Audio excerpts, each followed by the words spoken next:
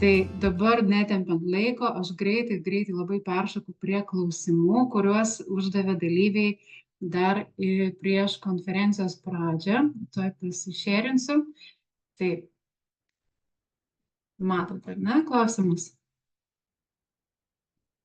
Gerai, tai labai greitai pralėksim, o po to dar paliksim trupučiuką, galbūt gyvai kas nors norės padėkoti mūsų pranešėjam, nes tikrai išsėdėti praktiškai nuo 10 ryto iki 3 ir būti aktyviems ir būti resurse, kaip aš sakau, yra nemažas darbas, tai tikrai galėsim pasiųsti savo padėką ir aplodismentus mūsų pranešėjam. Taigi, greitai prabėgam pro klausimus. Kaip pasiryžti šiam žingsniui, jei širdie labai norisi, bet nedrąsu? Eligija. O, tai pirmoji man pasirodo. Taip, pasirodo. Aha. Kaip pasiryžti tam žingsniui? Aš jau šiek tiek jau dalinausi savo pranešime, kad jeigu tikrai jaučiat širdim, tai vis tiek anksčiau ar vėliau ateis tas sprendimas. Jeigu nėra dar tokios energijos vidinės, vis tiek galit ir praleisti metelius, o jeigu jau yra tas noras vidinis ir tai trukdo, tai eikit ir darykit. Visada galėsit grįžti į mokyklą, visada galėsit išbandyti dar skirtingų būdų, kaip jums tinka. Tai nėra čia toksai, kad dabar jau pradėjau ugdyti šeimoje, jau kai pradėsiu, tai jau nebus kelio atgal. Dažniausiai nenori grįžti žmonės, bet tikrai galima pabandyti verta. Taip, tikrai nieko neatsitiks, jeigu tos metelius ir paugdysit ir po to grįžti į mokyklą, ne? Taip. Ir aišku, tikrai bus iššūkių, galite nusiteikti ir visiems taip yra ir tai yra normalu, su jumis viskas gerai, bet labai smagu praeiti tuos visus etapus, jeigu iš tikrųjų esat nusiteikę ir jeigu tas yra vidinis pajautimas, tai aš labai kviečiu jūs pasirinkti savo kelią ir sekti tos širdies keliu, nes iš tikrųjų atsiveria labai daug didelių galimybių ir tiesiog visata taip sudėlioja, kad atrodo kosmosas, atsiranda ir žmonės, ir galimybės, ir veiklos, viskas susidėlioja. Tai va, tiek. Jeigu galiu dar trumpai pridurti, jeigu jūs tai nuramins, tai mes jau ugdom jau keletą metų ir tai mums nedrąsu.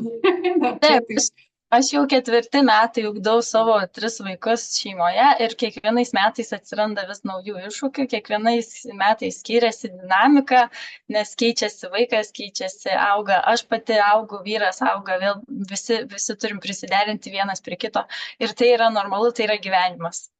Taip, super. Ir tam, kad turėtumėt gerą palaikymą, svarbu labai išsirinkti mokyklą, kurie jums rezonuoja pagal jūsų šeimos vertybės. Taip, pradėkite daryti namų darbus, mokyklų sąrašas yra asociacijos puslapyje, ugdymasšeimoje.lt, ten galite pasižiūrėti sąrašiuką ir domėkitės, rinkitės tai, kas jums artimiausia, kad jūs gautumėt palaikymą visų mokslo metų metu. Taip, antras klausimas ir trečia ruošiasi Neringa. Kaip manote, kokios perspektyvos ugdymo šeimoje ateityje, kaip valstybinė mokykla matom po 15 metų? Valstybinė mokykla po 15 metų liks lygiai tokia pati, labai didelių pokyčių mes ten nepamatysime, tik tiek, kad viskas labai skaitmenizuosis, tai yra švietimo ministerija ir vyriausybė investuoja milijonus eurų į mokslo turinio skaitmenizavimą, tai atsižvelgiam ir tai, kad tai yra europiniai pinigai finansuojami, plus mūsų Lietuvoje labai yra didelis trūkumas mokytojų ir po 15 metų tai mūsų mokytojai, kurie dabar yra pensininkai, nes oficiali statistika mokytojų vidurkis amžiaus yra 55 metai, tai po 15 metų bet kokiu atveju jie jau tikriausiai nebegalės žiūrėti į vaikus ir į mokyklinį suolą, tai viskas vyks skaitmeniniu būdu. Taip, bet vėliau ir anksčiau vis tiek visi mokysimės savarankiškai prie kompų ir platformų visokių. Tai o kad kažkokiu labai didelių pokyčių mokykloje kol kas aš neįsivaizduoju, kad bus, bet Lietuva, nu, manau, tikiuosi, kad laikys švietimą prioritetinę savo programą šitoj šaly. Tai va, bet galite, jeigu neturit laiko laukti ir stebėti, kaip eksperimentuos toliau švietimo ministerija su programom, tai galite pradėti ugdyti patys, jau dabar. Jo. Trečias klausimas, kai Neringa atsakytų, kaip vyksta žinių patikrinimas, kas vertinama, ar akredituojami vaikai bendroje švietimo sistemoje? Tai aš papasakosiu, kaip mes Kardakų gamtos mokykloje tikrinam, tai tik, manau, ir kitose, kur ugdosi šeimoje, tikrinam 2 kartus metuose, tai būna sausio mėnesį ir birželio mėnesį. Iš visų dalykų gauna jie užduotis iš vadovėlio, netgi, tarkim, lietuvių matematikos mes duodam temas, iš kokių temų bus tikrinama mokslo metų pradžioje, nes vadovėliai skiriasi, mokymosi būdai skiriasi, tai maždaug iš ko mes tikrinsim. Gauna užduotis, vaikai atlieka užduotis, parašom pažymius ir susitinkame mokslo metų gale. Taip pat yra pas mus tokios patyriminės dienos, kada vaikai gali atvažiuoti, patyriminės fizikos diena, ar istorijos diena, ar muzikos diena. Mūgė, tai vat irgi šiek tiek mes matom tą vaiko raidą. Tai realiai vertinam vaiko asmeninę raidą. Koks jis buvo tada, kaip sakiau, liniuotės principų, kaip jis per tuo pusmetį paaugo, kame patobulėjo. Tai toks truputį ir bendras, ir individualus vertinimas, atsižvelgiant į vaiko gebėjimus. Tiek. Ačiū, Neringa. Tai galiu paantrinti, kad patirčių slėnyje yra panašiai, tai yra 2 kartus per metus sausį ir gegužės mėnesį mes testuojamės. Ir trupučiuką tik papasakosiu, kad atsimenu pirmosius testavimus, kai vaikai alpdavo atvažiavę į testavimus, vemdavo fiziškai arba visą kitą, žodžiu, verkdavo ir taip toliau. Tai šitą mes turėjom ir vis galvom, Dieve, kaip čia tą baubą testavimo tą išvaikyti iš vaikų, tai netgi prašydavom arba netgi liepdavom tėvam ir vaikam atvažiuoti su chalatais ir šlepetėmis į tuos testavimus. Ir tai kažkaip labai padėjo tą baubą išjuokti ir dabar vaikai atvažiuoja su malonumu, su savo sausainiais keptais, greitai padaro tos testus, nu tai, žinai, varom žaist. Tai tas irgi labai džiugina ir vaikam patiems tampa įdomu save įvertinti ir vertinti be tėvų pagalbos, pasižiūrėti, kur yra tos kažkokios akademinės spragos ir kaip jisai dėl to jaučiasi. Ir šiaip labai toleruojam klysti ir klaidos yra gerai ir vaikai suprato, kad klaida tai yra galimybė. Ne, Neringa irgi jau. Tikrai taip. Tiesiog pamato, kurioje vietoje dar gali jis kažką pasimokinti, išmokti. Tai yra visais atvejais sveikintina. Taip, tai jeigu dar kartą aš iš kokių naujokų tėvelių išgirsiu, o tai kaip tie atsiskaitimai, tai pakratysiu ką nors, nes ne čia esmė atsiskaitimai va taip praeina. Ir rezultatai tikrai džiugina ir mes turim didžiulę Excelio lentelę, kur vedam kiekvienų metų ten tuos pasiekimus, nu viskas gražiai žaliuoja. O žaliuoja reiškia geri rezultatai. Tai va, ir tikrai neskatinam, kad visuose dalykuose jau ten būtų žalia, ir užtenka ir kai kur ir pagrindinio lygio, o ten, kur vaikas stiprus, tai jisai tikrai stiprus ir jisai perspjauna, kaip ir sakau, 1 ar 2 klasės į priekį. Tai va. Ir Neringa, gal to pačiu galite atsakyti, kaip laikomi abitūros egzaminai? Taip, tai mes pernai jau turėjom 40-okus labai sėkmingai išsilaikė egzaminus, šiemet turim 60-okus, jau turėsim jau iki 12 klasės, turim programas paruošę. Realiai matematiką lietuvių raštu jie laiko per kompiuterį namuose, nes yra jie iš skirtingų Lietuvos kraštų ir atvažiuoti į mokyklą, tai būtų sudėtinga 9 valandą, tarkim, ryto. Jie visi jungiasi online į mokyklą, kaip komisija stebi, ar nevyksta, tarkim, nusirašinėjimas ir jie sėkmingai rašo, skaičiuoja, tas egzamino trukmė ten yra 3-4 valandos, tai tikrai laiko duoda sočiai padaryti, parašyti ir vaikai labai sėkmingai išlaikė, kuo mes džiaugiamės. Lietuvių žodžiu egzaminą atvažiuoja į mokyklą gyvai, nes tai yra kalbėti reikia, viešas kalbėjimas, pristatyti savo temą. Tai prieš egzaminą mes jau pusę metų realiai, jeigu yra poreikis, konsultuoja mokytoją, ruošia egzaminam ir vaikai būna puikiai pasiruošę, tas temas duoda temų sąrašą, iš kokių gali kalbėti, jie jau prieš pusę metų gali pasiruošti iš tų temų kalbėti. Tai yra, nėra ten kažkoks siaubas baubas tas egzaminas, yra labai, kaip sakau, ta ir jauki atmosfera ir tikrai pernai mane sužavėjo, kaip stipriai pasiruošė, nes mes irgi kaip čia bus, labai gerai viskas buvo. Tai drąsiai tiesiog pasiruošti, kaip ir prieš kiekvieną patikrinimą žinių reikia ir viskas. Labai džiaugiamės, tikrai smagu girdėti. Ačiū, Neringa. Toliau, nuo ko pradėti? UŠ tvarka, įstatymai, kada ir kur kokius prašymus reikia pateikti. Labai neįdomi informacija, bet labai svarbi informacija, nes yra tokių tėvelių, kurie pramiega pasiimti 2 pagrindinės pažymas iš vaikų teisių ir iš savivaldybės socialinių paslaugų skyriaus. Visą tai turi tas 2 pažymas paimti būtinai iki vėliausiai gegužės vidurio, kad iki birželio 1 dienos galėtumėt pateikti prašymą savo išsirinktai mokyklai. Daugiau informacijos mes sukėlėm ir evento diskusiją, ir mūsų yra grupiai Ugdymas šeimoje patirčių slėnis, jinai yra atvira, prie specialiai atrinkto turinio, viskas yra su visais kontaktais ir terminais įdėta, prašau nemiegot, nes tada reikės laukti dar 1 metus, kad galėtumėte pateikti dokumentus į ugdymą šeimoje. Ir pagal kokią programą gali vaikai mokytis. Tai iš tikrųjų dėja ne taip, kaip, pavyzdžiui, Anglijoje, Lietuvoje yra privaloma laikytis bendrojo ugdymo programų. Jos yra, galima truputėlį supaprastinti, pritaikyti prie vaiko. Taip pat bent jau patirčių slėnį, tai mes laikomės tos gerosios mokyklos koncepcijos, tai yra daugiau dėmesio skiriama į vaiko individualumą, į jo stipriąsias savybes, į jo emocinį pasaulį. Tai vėlgi, tos programos, jos internete atrodo tragiškai, ten paukščių kalba, bet kada tu jas susigromuliuoji, susirikiuoji, tu matai, kad yra labai daug kartojimo ir yra labai daug tokių dalykų, kur pasidengia vienas po kitu, tai nereikia jų labai bijoti iš tikrųjų.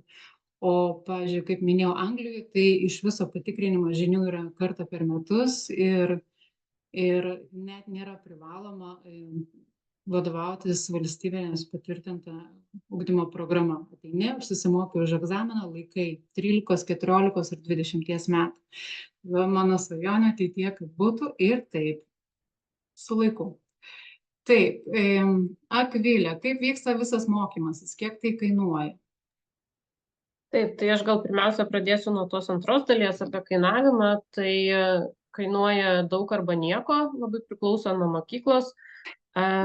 Tai jeigu jūs pasirašot sutartį su valstybinė mokykla, tai, manau, nieko nekainuoja pats procesas mokymosi, ar ne, nei ten kažkoks stojamasis mokestis. Jeigu jūs pasirašot su privačia mokykla, tai kiek mokykla nori, tiek ir kainuoja.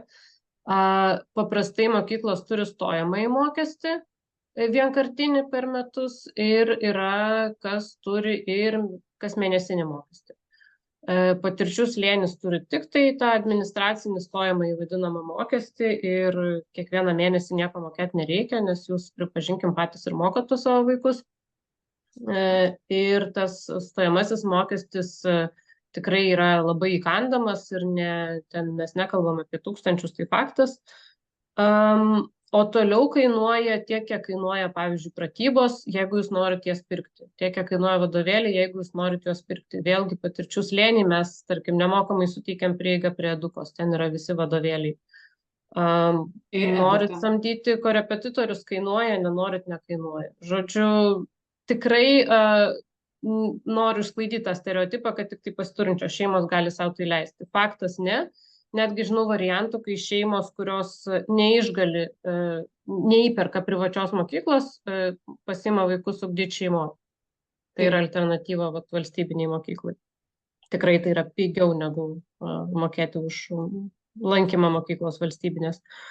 O kaip vyksta visas mokymas, tai labai toks įvairiapusis klausimas. Ar čia klausiama, kaip kieno diena atrodo, tai diena atrodo irgi N+1 variantų. Jeigu kalbama apie tvarką, tai aš irgi labai trumpai paminėsiu, ką Margarita minėjo, ar ne, kad mes sekam bendrosiom ugdymo programom. Bet kas man labai patinka, tai kad mes esam kontroliuojami, ką išmokti, ar ne, nes būtent tas testavimas yra privalomas, čia ne mokyklos sugalvojo 2 kart per metus testuoti, bet niekas mums nereguliuoja, kaip mes tai turime išmokti. Vėlgi čia eina kalba ne apie valstybinės mokyklas. Valstybinėse mokyklose tikrai tėvai tiesiog dirba etatinio mokytojo darbą. Privačioj mokyklai, priklausomai nuo mokyklos, jeigu rasit pagal save, tai niekas nekontroliuos, kaip jūs tą daro. Tai trumpai dar tik tai tiek pasakysiu, kad iš principo, kai jau įsivažiuoji, tai visas mokymasis vyksta per gyvenimą, per patirtis, per ką mes ir kalbėjom ten. Pyrago kepimą, namų statymą ir visą tai įsipina akademiniai dalykai. Tai labai didelė to dalis yra. Ir dar gal verta paminėti, kad vis dėlto pagal ugdymo šeimoje aprašą šeima privalo kas 2 savaitės arba mūsų atveju kas mėnesį pildyti veiklos žurnalą. Tai reiškia, ką mokotės, kur buvot, ką matėt, kokia socializacija buvo, kokie būreliai lankomi. Tai va tokie dalykai, kas ir iš tikrųjų gal ir skamba neskaniai, bet iš tikrųjų yra labai įdomu ir mums labai įdomu stebėti, kuom gyvena šeima ir ką jinai būtent tuo momentu mokosi. Ir mūsų tie vadinami mokslo aplankai yra atviri kiekvienai šeimai mūsų viduj. Tai šeimas gali į vieno kitos šeimą įeiti aplankus, pasižiūrėti, ką būtent ta šeima veikia, pasisemti įkvėpimo ir galbūt panaudoti kažką savo veiklom. Tai taip, toliau, ačiū Akvilė. Čia geras klausimas yra, kad ieško tėveliai motyvuojančių knygų arba programos lietuvių kalba, kad galim būtų atsisakyti nuobodžių vadovėlių ir kažko vadovautis. Tai iš tikrųjų apie šitą svajonę mes jau turim senai, dar kaip susikūrė ugdymo šeimoje asociacija, mes galvojom, kad reikėtų gal išversti keletą knygų į lietuvių kalbą, nes tikrai lietuvių kalba nėra labai daug medžiagos, tai tikrai bandysime tai gyventinti, nes ugdymo šeimoje asociacija turi sukaupusi tam tikrų lėšų iš narių mokesčio, tai ačiū jiems, kas susimokat, tai duoda mums galimybę kažkur investuoti. Tai knygos vertimas arba vadovėlių kažkokio sukūrimas yra tikrai mūsų planuose. Ir užsimenant apie knygas, aš įdėjau knygų sąrašą, jis yra įkeltas vėlgi evento diskusijoje, o taip pat ir mūsų ugdymo šeimoje patirčių slėnis Facebooko grupėje. Ir labai prašom tą sąrašą papildyti, nes tikrai vis po truputėlį atsirandinėja įdomesnių knygų, iš kurių galite skaityti. O skaityti reikia, domėtis reikia, nes čia turi pasisukti varščiukai, kad pradėtumėt matyti kitų kampų tiek vaiką, tiek ugdymosi apskritai. Tai va. Ir Eligijos klausimas. Kaip vyksta priešmokyklinio vaiko ugdymas šeimoje? Kokie niuansai? Tai priešmokyklinis ugdymas yra, kaip pasakyti, tarpinis tarp darželio ir mokyklos, tai šiek tiek yra daugiau laisvės tame, todėl tai mano akimis žiūrint, tai tiesiog yra labai gražus laikas, jeigu pradedame nuo to priešmokyklinio ugdymo iš karto ugdyti šeimoje, tai tiesiog pažinti savo vaiką, pastebėti, į kuris jis daugiau linksta, tyrinėti, eksperimentuoti, daugiau dar žaisti, neužsiimti iš karto mokyklą ir nebandyti iš jo padaryti žmogų, kaip sako. Padarysime iš tave žmogų. Jo. o kaip tik dabar labai fainai eiti su vaiku ir stebėti jį, mokintis iš vaiko, matyti jo unikalumą ir vat, būtent vis tiek yra mažiau reikalavimų negu kad ugdant jau 1, 2 klasėje yra lengvesnė programa. Tai, bet irgi tie patys atsiskaitimo būdai, tie patys pildymo veiklų žurnalų yra, viskas galioja ir reikia sudaryti sutartį dažniausiai su mokykla, bet jau kolegės pasidomėjo, kad pasirodo jau yra 3 darželiai, kurie irgi galima susidaryti sutartį Vilniuje. Taip, bet dažniausiai mokyklos irgi tą turi. Būtent irgi išsirinkti savo mokyklą, yra mokyklų sąrašas asociacijos puslapį, taip pat asociacijos puslapį irgi visokios informacijos yra daug, visais klausimais, jeigu minėjo Margarita irgi. Taip, ir labai asociacijos puslapį yra labai daug informacijos apie mokymus ir resursus, tai ten, o Jėzus, ten gali nuskęsti, kiek ten gali žiūrėti. Tai jeigu, pavyzdžiui, ačiū Ligija, atsakėjau už klausimą, tik pabaigsiu mintį, kad jeigu, kai mes pradėjom homeschoolinti, galvojom, kad neturėsim medžiagos iš ko mokytis, tai dabar esam pakraupę, kaip atsirinkti medžiagą iš ko mokytis, nes yra tiek daug resursų, ir YouTube, ir Digiklasė, ir visokie kiti. Tai va, ir kaimynai, irgi neatmeskit kaimynų. Tai taip, dabar toks įdomesnis klausimas, kai vyksta vaiko žinių patikrinimas, jeigu šeima ilgam iškeliauja iš Lietuvos, tai iš tikrųjų keliauti į šeimą mes skatinam ir net labai palaikom su ta sąlyga, kad šeima grįžta į atsiskaitimus, kuriuos mes paskelbėm labai iš anksto, tarkim, kaip ir minėjom, sausį ir gegužės mėnesį. Ir aišku, nesvarbu, kokioje tu šalyje esi, internetas yra ir mėnesiniai aplankai veiklos yra vis tiek pildomi. Bet kas yra labai gražu, kad šeimos grįžusios iš tų visų fantastinių kelionių, kur, sakau, šeimos ir plaukia su savo jachtą, ir keliauja su traileriais, ir tiesiog gyvena kitoje šalyje, grįžę į Lietuvą, mes visada prašome, kad jie pasidalintų savo patirtimi, padarytų pristatymą ir tai labai labai stipriai įkvėpia ir kitas šeimas. Tai viskas įmanoma šiais laikais. Ir viskas yra iš tikrųjų daug paprasčiau, negu mes įsivaizduojam. Taip, toliau. Ligija, ar tinka ugdymas šeimoje vyresnių klasių vaikams, pavyzdžiui, nuo 6-7 klasės? Tu turi vyresnius vaikus. Jo, kadangi aš turiu vyresnių vaikų, tai kaip tik tas... Irgi turėjau tokią patirtį, kad mano vienas vaikas išėjo į 6 klasę ugdyti šeimoje, vyriausias, o mergaitė į 4. Tai jau buvo paragavę mokyklos, tai tiesiog šiek tiek berniukui buvo sunkiau adaptuotis, sunkiau priimti tą didelę laisvę, atsiradusią didesnę laisvę rinktis pačiam, tai buvo atsiradus tokia šiek tiek. Tai gaunasi, kad šiek tiek reikia laiko įsivažiuoti, atrasti savo tą kelią, suprasti, kaip vaikui yra smagu mokintis.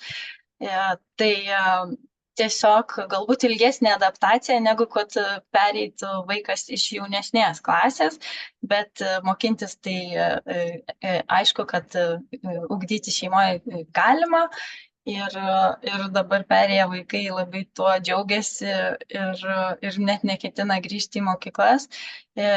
Taip, yra daugiau dalykų, kuriuos reikia mokintis ir jau vis tiek atsiranda, kuo vyresnis vaikas, atsiranda daugiau vaiko pačio įsitraukimo ir pačio atsirinkimo tos ir programų, ir iš ko mokintis, ir kaip mokintis.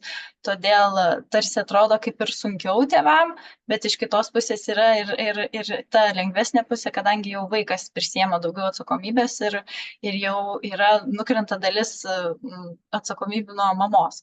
Kai būna su mažesniais vaikais, tai tiesiog vis tiek daugiau yra dėmesio. Tai va, tai yra niuansų Ir jeigu ten tėvai, aišku, būna įvairių vaikų, vieni labiau į vienus dalykus linkę, vieni patys susitvarko ir puikiai eina tą programą, kiti samdo korepetitorius, ieško ten, pavyzdžiui, platformų kažkokių, tokių kaip ten, tarkim, Digi klasė, Eduten, Edutenas. Ir visokių vaizdo pamokų, jeigu kažkur tais kažko neranda informacijos. Tai tiesiog irgi susikuria savo autentišką, unikalų būdą, kaip jiems tinka. Ir jisai dažnai keičiasi, nebūtinai yra vienas ir toks pats per visą mokymosi laiką. Tai va, tai pagrindė tai, kad šiek tiek galbūt nuo mokyklos ta adaptacija ilgesnė, bet įmanoma tai puikiai ir viskas pavyksta.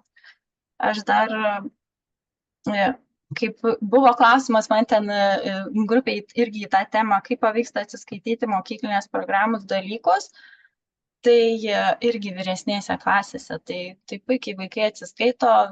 Esmė tame, kad maniškis 9-okas, o dabar tai jisai irgi, nepasakyčiau, kad jisai yra pirmūnas pagal ten akademinius dalykus ir aš matydama savo vaiką jo tikrai nespaudžiu, kur matau, kad jam visiškai neįdomu. Nes aš matau, kad jisai atsiskleidžia visiškai kitose dalykuose, kas jam iš tikrųjų įdomu ir seku tą jo natūralia augimo kryptimi. Tai būna, kad kažkurie dalykai būna tik tai ant pagrindinio lygio, kiti geresnio lygio, tai tiesiog viskas priklauso ir nuo vaiko noro dar, kiek jisai turi noro mokintis, kiek jisai mato ateitį tame ir koks jo tikslas yra. Tai va. Tai tiek. Ačiū labai, Ligija, labai gražiai pasidalinai. Ir klausimas Akvilei, ar kas nors grįžta į standartinį ugdymą po ugdymo šeimoje? Tai tikrai taip. Ir yra įvairių priežasčių, kodėl žmonės grįžta. Būna, kad ir tėvai nusprendžia, kad jam yra per sunku. Būna, kad vaikas labai nori, ypač nori į mokyklą tie vaikai, kurie nebandė. Nes dažniausiai, ne taisyklė, bet dažniausiai tie, kurie bandė, tai tie jau nenori į mokyklą grįžti, o tie, kurie pradėjo ugdyti šeimoje nuo pat pradžių, jam yra įdomu, visgi visi aplinkui tą mokyklą eina ir jam norisi pabandyti. Ir pavyzdžiui, mes Patirčių slėnį visai skatinam, jeigu yra toks vaiko noras, tai kodėlgi nepabandyti, pabandysit, nepatiks, grįšit kitais metais. Ir tikrai yra, kas vėlgi grįžta atgal. Tik tai sudėtingesnis gal aspektas yra tas, kad išeiti iš ugdymo šeimoje į paprastą mokyklą, tai vienas ir išėjai savo. O grįžti pagal tvarką, kuri mūsų reglamentuoja mūsų visą veiklą, tai grįžti galima tik tai sekančiais mokslo metais, tai yra, kaip Margarita minėjo, iki birželio 1 pasirašant sutartį. Tai išeinant reikėtų tą dalyką įsivertinti, kad jeigu aš išeinu į mokyklą, tai jau bus visiems mokslo metams, ne pirmyn atgal. Tai trumpai. Taip, ačiū, Akvilė. Gerai, kad pažymėjai, kad negalima vidury mokslo metų, tarkim, keisti tą ugdymo formą. Aš tikiuosi, kad ateityje tai pasikeis, nes iš tikrųjų... Tai galima keisti į kitą pusę. Į kitą pusę galima. Bet tarkim, ko mes susidarėm, kad labai dažnai tėvų kreipiasi pas mus vidury mokslo metų ir sako, ar mes galim pradėti ugdymą šeimoje, nes labai vaikus sunku mokykloje. Ir deja, mes negalim priimti vaiko į ugdymą šeimoje vidury mokslo metų. Iš tikrųjų, tai galiu pasakyti, prieštarauja netgi Konstitucijai Lietuvos, todėl kad vaikas turi teisę į savo pasirinktą ugdymosi formą bet kuriuo metu ir tikiuosi ateityje, galbūt ir ugdymo šeimoje asociacijos pagalba, mes įvesim šitą pakeitimą ugdymo šeimoje apraše ir galima bus pradėti ugdymą šeimoje bet kuriuo mokslo metu, kaip tarkim dabar yra Anglijoje. Tai buvo labai patogu, ten iš jūs paprastą parašai prašymą ir sekančią dieną tu išeini iš mokyklos ir tvarkaisi pats.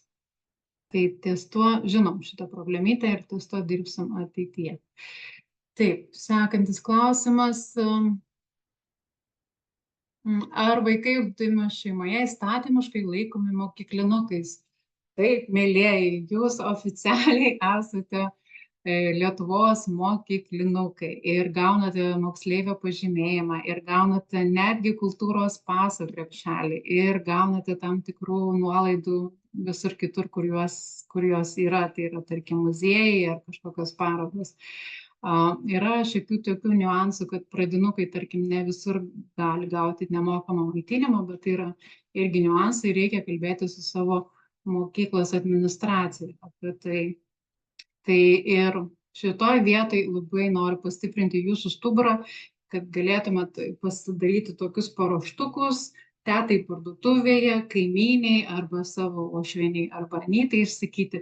Taip, ugdymas šeimoje yra oficialiai patvirtinta Lietuvos vyriausybės ugdymosi forma ir mes šiais metais nusprendėme pabandyti būtent tokį ugdymosi būdą. Ir čia yra oficialūs mokyklinukai, moksleiviukai. Tai va.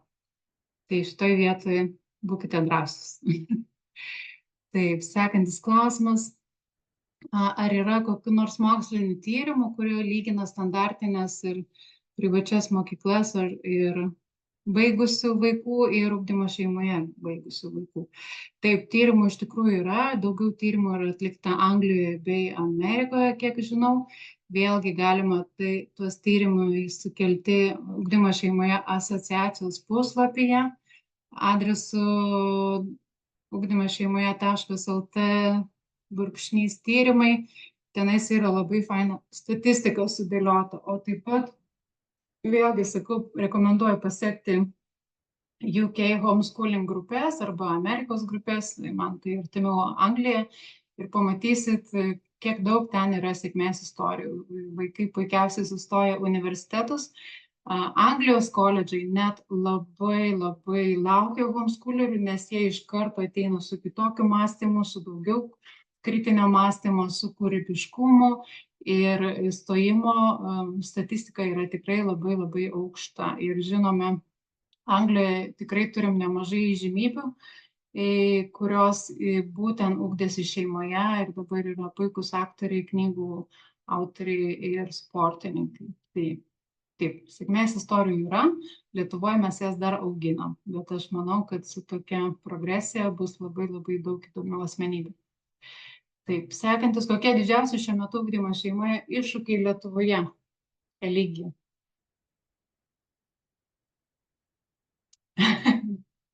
Mes abi pasidžiaugėme. Kokie iššūkiai Lietuvoje didžiausi? Stereotipai mes kalbėjom, taip? Taip, stereotipai. Vienas iš didžiausių iššūkių. Taip. Kad stereotipai, kad jie nieko neišmoks, kad vaikai bus durniukai, cituoju.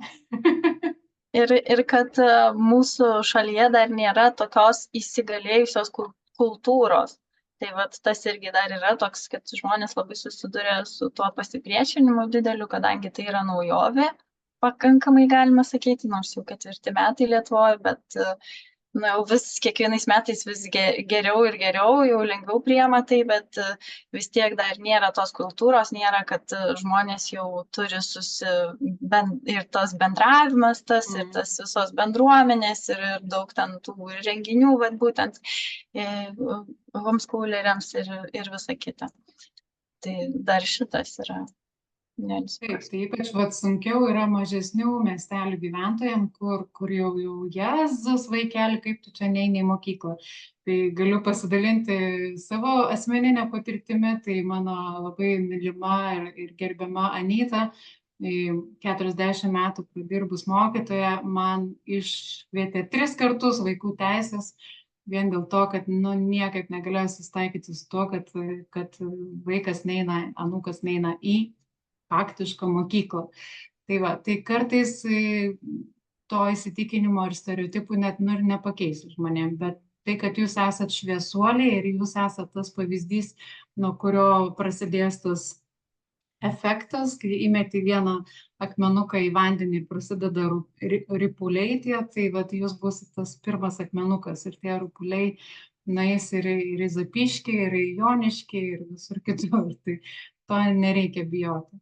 O iššūkiai tokie, kad medžiagos yra tikrai daug, tiek anglų kalba, tiek lietuvių kalba, platformų yra tikrai labai fainų, kokybiškų, Kol kas yra mažas skaičius, galiu pasakyti, ugdymo šeimoje vaikų, tai šiais metais, pernai metais rugsėjo buvo apie 350 vaikų besimokančių ugdymo šeimoje, bet šitas skaičius kiekvienais metais dvigubėja. Tai tos skaičius dvigubėja ir Amerikoje, ir Anglijoje.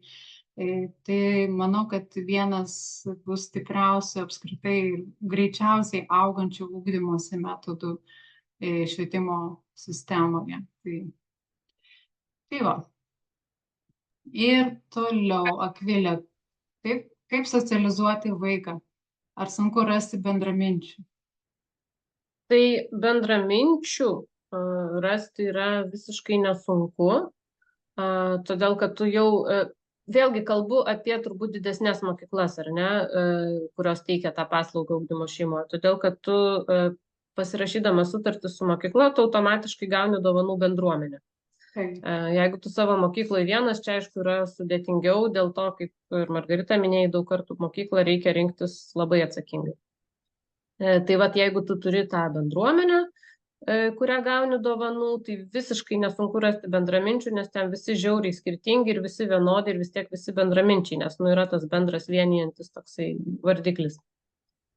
Vėlgi galiu pasidalinti patirčių slėnio šiemetinę patirtim, nes mes ir pernai darydavom tuos susitikimus kas mėnesį maždaug, ar ne, šiemet darom dažniau, tai kad šeimos atvažiuotų, pasibendrautų, visos šeimos su vaikais. Ir taip jau buvo neblogai, bet šiemet, kai mes pridėjom tas onlininės pamokas, ar ne, ir kur Ieva mūsų mokytoja, tai vaikai daug lengviau bendrauja susitikę gyvai, nes jie turi pilną sąlyčio taškų, jie labai gerai jau vienas kitą pažįsta. Tai bendruomenė, čia kalbu apie vaikus, tėvai lygiai taip pat, jie gavę tą bendruomenę, jie gauna palaikymą, gauna bendraminčių ir vėlgi yra šeimos, kurios, tarkim, neturi to, kaip minėjau, aš irgi neturėjau jokio kažkokio pasipriešinimo iš aplinkos ir yra šeimos, kurios jį turi. Tai tada tom šeimom turbūt yra atgaiva atvažiuoti, pabendrauti su žmonėm, kurie taip pat mąsto kaip ir tu. O apie socializaciją vaikų, tai vėlgi čia vienas iš tų baubų, ar ne, kad mūsų vaikai nesisocializuoja ir apskritai socializuotis galima tik tai mokyklai savo klasiai su vienodo amžiaus vaikais. Tai pradėkim nuo to, kad vaikas socializuojasi šeimoje, su skirtingo amžiaus vaikais ir suaugusiais, ir to atsiranda daugiau, kai pradedi ugdyti šeimoje, ar ne. Toliau būreliai be abejo, ten puikiausiai vyksta socializacija, pavadinkim tą labiau standartinę, ar ne, jau ten vienodo amžiaus vaikai. Vėlgi, ką minėjau apie mūsų mokyklą, vaikų socializacija ir per tas onlininės pamokas, ir turim pamoką, kur jie tik tai bendrauja, ir tie visi susitikimai, tai tikrai yra galimybė. Vėlgi yra vaikų, kuriems socializacijos mokykloje standartiniai yra per daug, tai ypač tinka ugdymas šeimoje tokiem vaikam, todėl kad jie tikrai neužsidaro tarp keturių sienų ir gauna to bendravimo su kitais žmonėm ir galbūt jo nėra per daug. Taip, ir ačiū tau labai. Dar paminėsiu, kad pas mus dar vyksta ir projektinio ugdymo grupės, kur bendrauja mažesni kiekiai vaikų, tai tie didesni susitikimai, kaip būna šventės, visokios mugės, tai ten būna suvažiuoja tikrai daugybė žmonių ir tiem, kurie yra daugiau intravertai, nori ramybės, mažiau tai yra projektinio ugdymo grupės kartą į mėnesį susitinka kelios šeimos, tai ir kiekvienas irgi vaikai ten mezga draugystės, mamos bendrauja, pristato savo projektus, dalinasi, kaip jiems sekasi ir taip toliau. Taip pat yra mamų renginiai, vien mamoms, mamos suvažiuoja, jeigu mamoms reikia laiko, dėmesio, pasiplėpėjimui, pabuvimui kartu, įvairūs irgi edukacijos susitikimai vaikams, vien žodžiu, tų renginių tai pilna, jeigu tik tai nori socializuotis, tai milijonai būdų, jo, bet važiuoti ir čia ne tik ką duoda mūsų mokykla, bet ir kiek galima dar rasti papildomai iš visur. Tai Ir aš dar, jeigu galiu, atsiprašau, Taip, dar taip, taip. papildysiu, prisiminiau, kad vaikas, kai pradeda ugdytis šeimoje, jisai daug daugiau laiko leidžia su tėvais. O tėvai natūraliai turi savo reikalų, jie nesėdi vien tik tai namuose, ar ten vien tik Taip. vaikui negali skirti laiko. Ir automatiškai gaunasi taip, kad tu kažkur vykdamas, tvarkydamas reikalus savo, tu pasiimi vaiką kartu. Ir tai yra, man atrodo, viena iš pačių nuostabiausių socializacijos patirčių, ar ne, kada jisai ten kartu veža sesę pas gydytoją ir mato, kaip gydytojas bendrauja ne su juo, tiesiog tarsi stebi iš šono. Tai šitas dalykas man labai patinka, va, šitas aspektas vaiko pamatymas, kaip gyvena tėvai. Taip, labai gera mintis, ačiū Akvilė, nes turim po karantino iš tikrųjų atsirado labai daug šeimų, kurios pradėjo dirbti iš namų arba kurios pradėjo verslą irgi ir tarkim dėl to paskatino ir pasimti vaiką į ugdymą šeimoje. Ir tas vaikas mato, kaip tėčiai ir mamos daro verslą, kur važiuoja į susitikimus su klientais ar ne, kur važiuoja į pristatymus kažkokius irgi verslo. Tai tiesiog savo pavyzdžių tėvai rodo ir labai daug moko to tikrojo verslumo, to tikrojo gyvenimo, kaip mes vadinam. Tai ačiū tau. Ir Akvilė, gal galėtum tuo pačiu atsakyti į klausimą apie vaikus su spec poreikiais ir ar yra šeimoje besiugdančių neurotipinių vaikų ir ar galima apsieiti ir sėkmingai ugdyti šeimoje be oficialių spec diagnozių? Taip, tai tikrai tokių vaikų yra. Ir kalbėjau ir apie savo šeimą, ir ne tik tai mano šeimą, tikrai tokie vaikai, vėlgi galiu plačiau kalbėti apie patirčių slėnį, ar ne, tai labai priimami išskėstom rankom, todėl kad mes matom, kad šeimai yra sunku. Tarkim, standartiniai vėlgi valstybiniai mokykloje, tai mano pačios dukra turi disleksiją, ar ne, sūnus turi Aspergerį, kas yra iš autizmo spektro. Tai iššūkiai yra galbūt tokie, kad vėlgi kartais tam tikrose aspektuose yra ne iššūkiai, o priešingai palengvėjimas. Kita vertus iššūkiai yra tokie, kad jeigu vaikas yra sudėtingas, ta prasme, kad jis turi kažkokių emocinių problemų, taip, tau tenka sugerti to kur kas daugiau, negu tu jį išleidai į mokyklą, ten galbūt mokytojo padėjėjas, šeimoje tu esi viskas, tu esi mokytojas, tu esi padėjėjas. Kita vertus, tai duoda labai gerų rezultatų ilgalaikiai perspektyvai, vat ką Roneta minėjo apie tą ryšį, ne? Tai tikrai yra galimybės šitiem vaikam. Buvo plačiau paskui paklausta, kaip testavimas, pavyzdžiui, tai priklauso nuo vaiko poreikių. Jeigu tai yra labai dideli išties pats ugdymosi poreikiai, jeigu tai yra kažkokia negalia, tai atitinkamai viskas ir pritaikoma, ar ne? Šeima ateina su PPT išvadom ir tose PPT išvadose yra parašyta labai aiškiai, kas tam vaikui, kokios jam yra, tarkim, nuolaidos, kaip pritaikyti jam mokymosi aplinką. Ir mokykla irgi tuo vadovaujasi, tarkim, duodama testus ir panašiai. Be oficialių diagnozių, be visų šitų PPT išvadų tikrai galima, kuomet sutrikimas kažkoks yra lengvesnės formos. Tu tiesiog pažįsti savo vaiką ir tau nereikia, kad kažkas parašytų, ką su juo darytų. Ir pats tai ir darai, ar ne, pagal jausmą.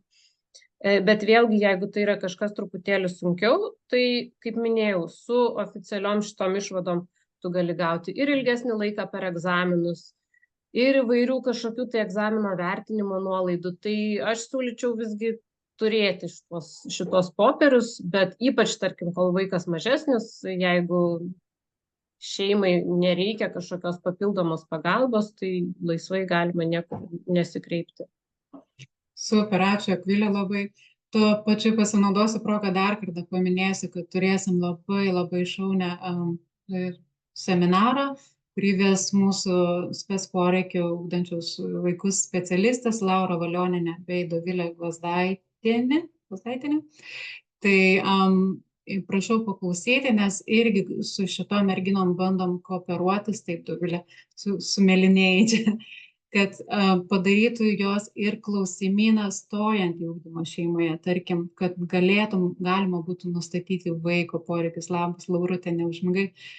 Kad galima būtų nustatyti jau vaiko poreikius specialius. Tai prieš, tarkim, pradėti ugdymą šeimoje ir tuo pačiu sudaryti tokį pagalbos paketą, raidos vystymo, tokį SOS paketą, kad šeima pati žinotų, kur maždaug eiti, kur kreiptis, nuo ko pradėti, kaip sustruktūrizuoti tą dieną. Gal trumpai, gal Laura arba Dovilė gali trupučiuką dar praplėsti tą klausimą, labai labai trumpai apie seminarą tą, kurį vesite, ir apie ugdymą šeimoje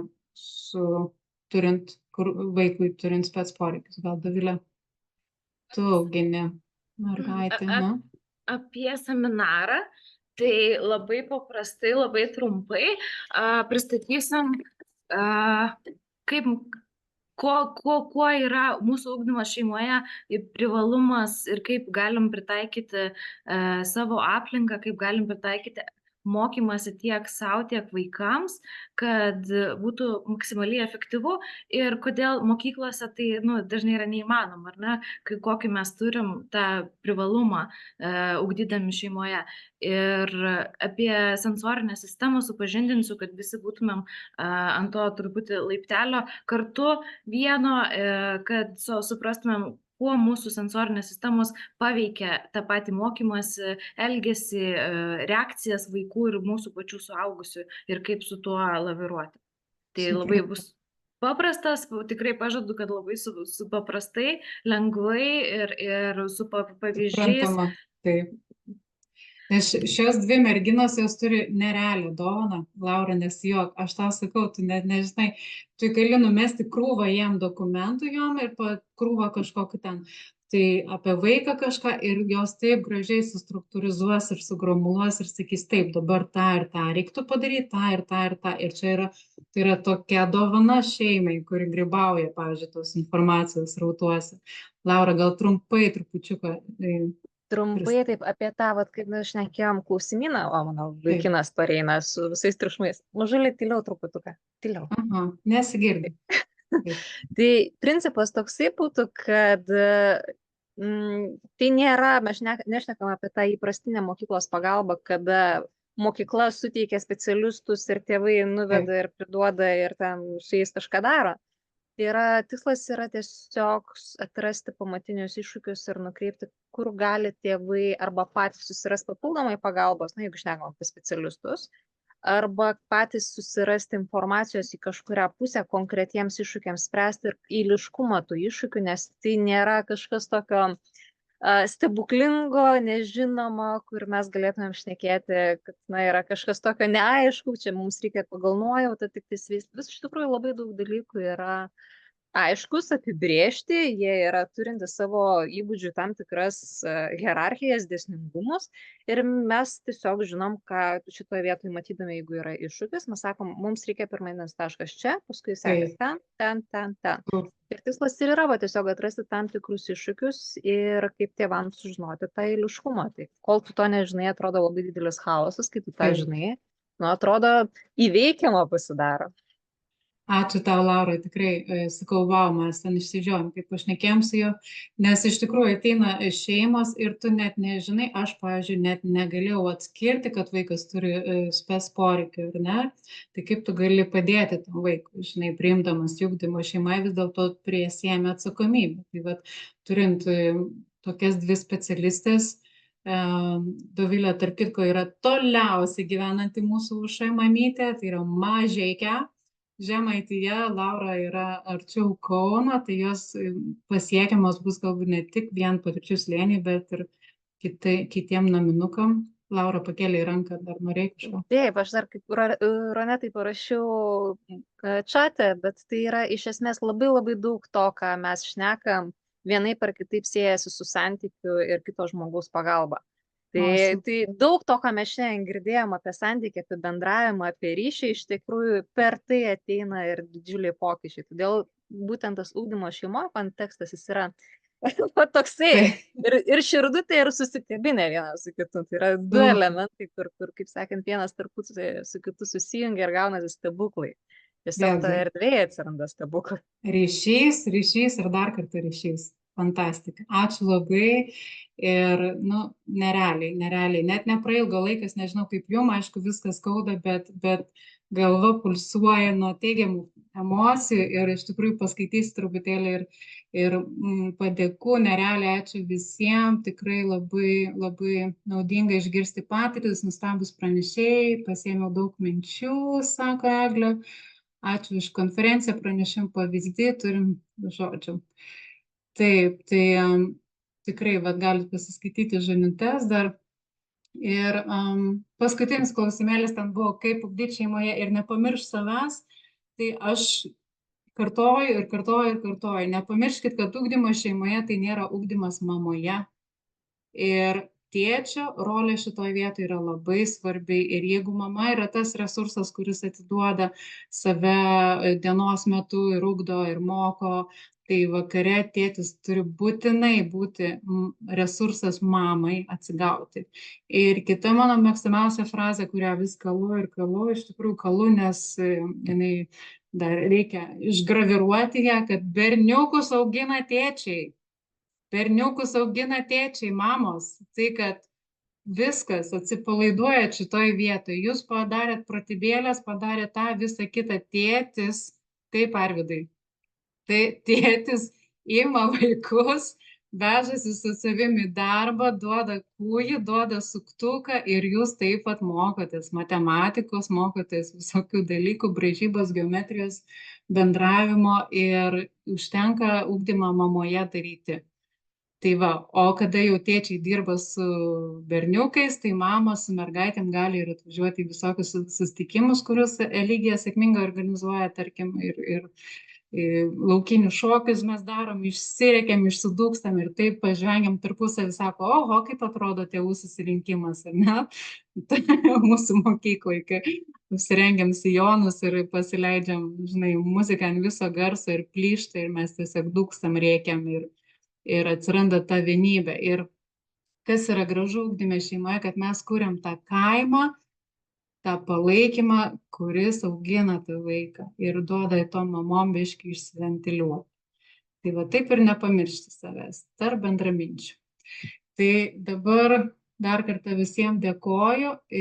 Ačiū visiems už fantastišką nuostabią konferenciją, visi rašo. Galbūt kas nors norėtų žodžiu, keliais žodžiais padėkoti pranešėjam ar pasidalinti pagrindinę mintimi. Trumpam dar duosim ir po to jau darysim. Aš dar noriu priminti, kad buvo Neringos keli klausimukai neatsakyti. Neringos keli klausimukai, nes jie buvo padengti jos pranešime, tai mes dėl to išėmėm. Ne, aš apie pranešimo metu užduotus jai klausimus. Jau nebeišsitempėm, nes žinau, kad jau vėluojam uždaryti. Jeigu kreipiasi asmeniškai pas mane į Kardakų gamtos mokyklą, atsakysime visus rūpimus klausimus ir tikrai laukiam visų. Labai teisingai, Neringa, kaip ir minėjau, šiandien mes tik tais pakrapštėm aisbergo viršūnę, o visa informacija, jos yra be galo daug, yra visa prieinama, jeigu tik tais jos ieškote ir kreipiatės. Tai tikrai esame atviri šitą įrašą, taip pat šio įrašo dalinsimės, tik dar nenusprendėm kaip, galbūt per Ugdymo šeimoje asociacijos paskyrą arba čia kažkur dėsim, bet ją dalinsimės, tai niekas neprapuls. Tai ar nori dar kas nors padėkoti trumpai, jeigu nenorit žodžiu, galite užsidėti širdeles. Jos yra apačioj, prie reactions veidelių. Vis dar turim 80 gyvų mūsų klausytojų, kas yra nerealu, iš tikrųjų labai, labai įspūdinga. Tai jeigu daugiau klausimų ir komentarų nėra, labai, labai didžiuojuosi. Atsiprašau, Margarita, kaip tik matau klausimą. Jeigu kovo 16 netinka ar būtų kita diena, tai visada į mus galit kreiptis, mūsų yra kontaktai prieinami visur ir pašte taip pat. Ir tikrai sutarsim tiesiog atvykę į kitą renginį kažkokį mūsų. Taip, mūsų renginį. Tai sekit naujienas, jeigu kalbant apie patirčių slėnį, tai ugdymas patirčiųslėnis.lt galit greit parašyti, galit mūsų Facebooko grupiai sekti ugdymas šeima.patirčių slėnis ir ten viskas bus, viskur suspėsi, dar tik tais vasario mėnų. Tai va, tai jau galiu uždaryti gražiai, ką nors tokį pasakyti. O mes dar galim padėkoti, sakė, kas nori gyvai padėkoti. O, panikutė, dėkokit. Nu, pagaliau. Mes čia dabar, klausydami kaime, dar porą darbų pasidarėm. Žodžiu, fonas mūsų toks darbinis, bet kažkaip man tai labai faina buvo girdėti daug dalykų apie savo šeimą. Ta prasme, kad aš dažnai pasimetu ir galvoju, oi, tai kaip kitur, o tai gal čia taip negalima, o taip nedaro, o gal mes čia kokie nors nenormalūs, arba ar kaip tik kažkur ne į tą pusę važiuojam, tai kai dalinasi žmonės ir girdi tam tikras mintis, kurios rezonuoja, tai aš manau, kad tai yra labai daugam ir įkvėpimas, ir toks pastiprinimas, ir kažkaip, nu, toks padrasinimas tuo pačiu, tai labai faina, ačiū labai. Tai, oi, ačiū Monika labai. Monika yra 4 vaikų mama, besigdanti šeimoje, kas yra kosmosas. Ir dėkoju, labas, labai dėkoju, palengvinat mūsų apsisprendimą. Džiaugiamės. Labai buvo gera klausytis ir labai vertinga. Ir kiti Ramunė rašo, laukiam tolimesnių susitikimų. Žodžiu, man atrodo, konferencija pavyko. Pirmas blinelis truputėlį prisvilo pradžioj, kai ne visi tilpo. Bet, žinai, geriau negu niekada ir didžiuojasi jumis, iš tikrųjų esate mūsų šviesuliai ir manau, kad Lietuva tikrai prasturtins tie vaikai, kurie užauginti be įtampos, be streso, be prievartos, o ryšyje, šeimoje.